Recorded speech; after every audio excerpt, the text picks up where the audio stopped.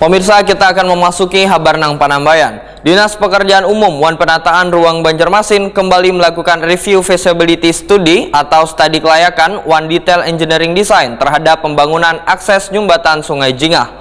Proyek pembangunan jembatan yang direncanakan sejak 2018 lalu ini, namun pembangunannya sempat terkendala hingga dijadwalkan kembali di tahun 2023 mendatang.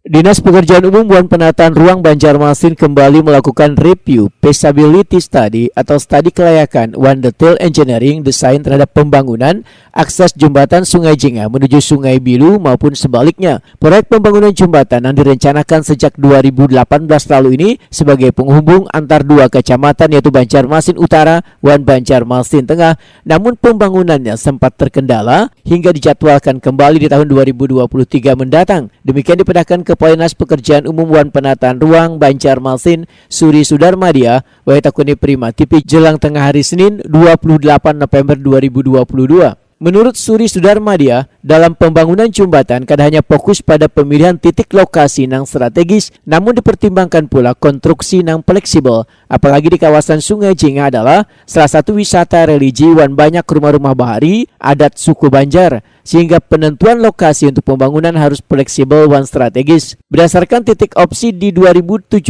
lalu, pembangunan jembatan Sungai Jingah, ujar Suri Sudarmadia, berada mulai dari Intek PT AM Banjarmasin atau Rumah Makan Lontong Orari Sungai Bilu Banjarmasin Tengah dengan titik seberangnya sekitar pertigaan Sultan Adam wan di ujung sekitar makam Surgi Mufti Banjarmasin Utara. Wayah ini titik opsi tersebut sudah memasuki masa pengkajian.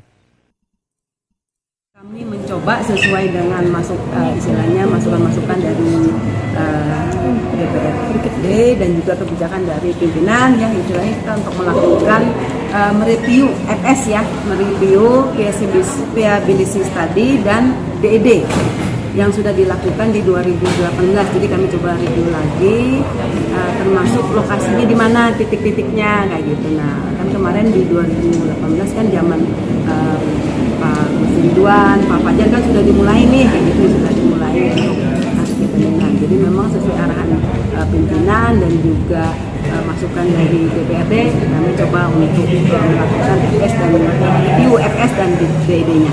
Jadi untuk menentukan lokasi mana sih yang paling feasible, lokasi mana yang paling feasible dan konstruksi apa yang paling feasible untuk jembatan tersebut. Sudah dilakukan? Sekarang tahun ini di APBDP sudah jalan, sudah jalan. Jadi memang harapannya nanti di akhir tahun, istilahnya akhir Desember lah, itu sudah keluar, nanti sudah bisa diekspos ya. Suri Sudarmadia berharap proyek pembangunan jembatan Sungai Jingah yang menggunakan anggaran pendapatan belanja daerah atau APBD Perubahan Banjarmasin tahun 2022 bisa berjalan dengan baik mulai dari pembebasan lahan dan pelaksanaannya di tahun 2023 mendatang.